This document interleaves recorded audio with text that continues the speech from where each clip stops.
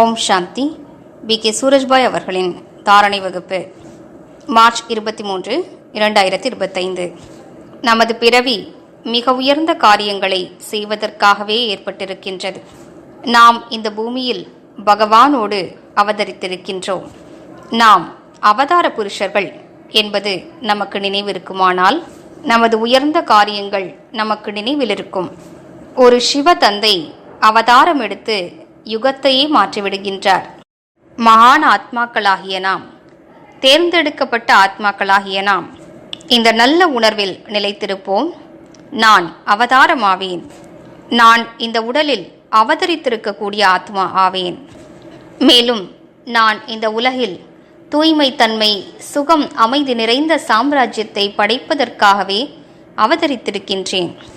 இந்த நினைவிருக்குமானால் மிகப்பெரிய காரியங்களை நம்மால் செய்ய முடியும். நம் மூலமாக மிகப்பெரிய அற்புதங்கள் நிகழும். யுக மாற்றத்தின் காரியத்தில் நாமும் மிகப்பெரிய உதவியாளர்களாக இருப்போம். யார் மிக உயர்ந்த காரியங்களை செய்ய வேண்டுமோ அவர்கள் நான் ஒரு கருவி என்ற உணர்வினை அவசியம் தாரணை செய்ய வேண்டும். சிறிது கூட அகங்காரம் வரக்கூடாது. ஏனென்றால் அகங்காரம் என்பது நமக்கும் பாபாவுக்கும் நடுவே ஒரு சுவர் போன்று அமைந்து விடுகிறது. நமக்கு பாபாவின் சக்திகள் கிடைக்க முடிவதில்லை. மேலும் பாபா நம் மூலமாக எந்த பெரிய காரியத்தை செய்ய விரும்புகிறாரோ அதனையும் செய்ய முடிவதில்லை.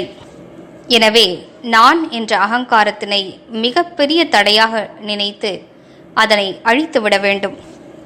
பாண்டவர்களின் ஓர் அழகான கதை இருக்கின்றது. கடைசி நேரம் வந்தது.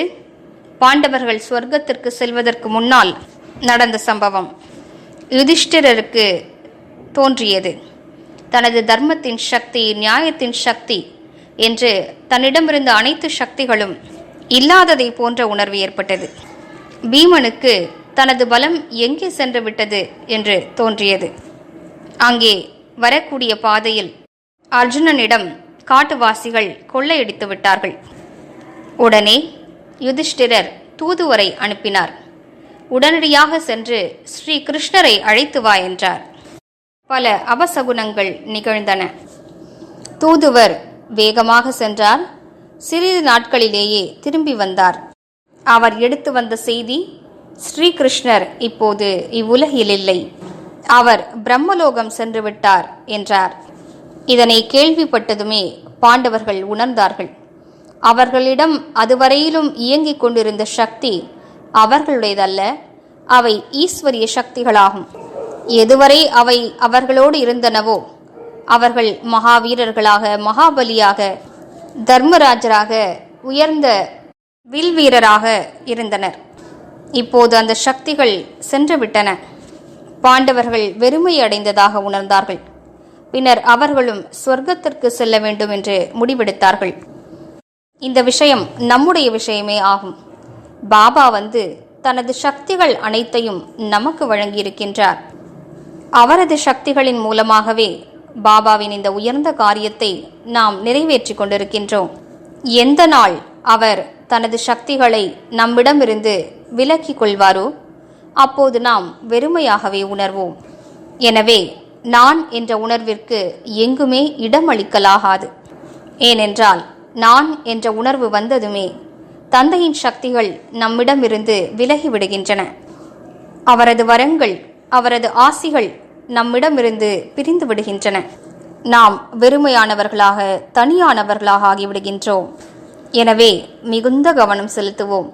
நான் வெறும் கருவி என்ற உணர்வை தாரணை செய்வோம். கருவியாக, பணிவானவர்களாக, மாசற்றவர்களாக ஆவோம். அதன் மூலம் இந்த மிகப்பெரிய, மிக உயர்ந்த காரியத்தில் நாம் முக்கியமான பங்காற்ற முடியும். மேலும் இவ்வுலகிற்கு நல்லதை செய்து மிகப்பெரிய அதிர்ஷ்டத்தை உருவாக்கிக் கொள்வோம். இன்று முழு நாளும் நினைவு செய்வோம், என்னோடு பரமாத்ம சக்திகள் காரியம் செய்கின்றன. தந்தையின் சக்திகள் என்னோடு இணைந்திருப்பதால் நான் மிகுந்த சக்தி வாய்ந்தவனாக இருக்கின்றேன். அனுபவம் செய்வோம். சர்வசக்திவான் என் தலைமீது குடைநிழலாக இருக்கின்றார். அவரது சக்திகள் எண்ணில் நிறைந்து கொண்டிருக்கின்றன. ஒவ்வொரு மணி நேரத்திலும் இந்த பயிற்சியை செய்து கொண்டே இருப்போம். ஓம் சாந்தி. ஓம் சாந்தி.